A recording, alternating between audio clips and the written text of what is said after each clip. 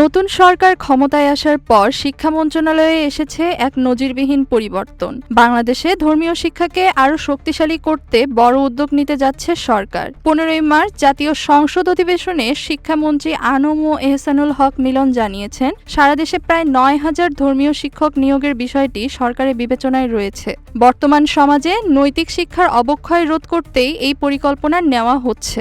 শিক্ষা প্রতিষ্ঠান এমপিওভুক্ত করার জন্য নতুন করে আবেদন নেওয়ার পাশাপাশি আগের আবেদনগুলো পুনরায় যাচাই করা হবে। এই নিয়োগ শুধু ইসলাম ধর্মের জন্য নয়, বরং দেশের সব ধর্মের শিক্ষার্থীদের জন্য নিজ নিজ ধর্মের শিক্ষক নিয়োগ দেওয়া হবে বলেও জানান তিনি। তবে এখন এই নিয়োগের চূড়ান্ত বিজ্ঞপ্তি প্রকাশ করা হয়নি। সরকার সিদ্ধান্ত নিলেই দ্রুত নিয়োগ সংক্রান্ত বিস্তারিত তথ্য প্রকাশ করা হতে পারে।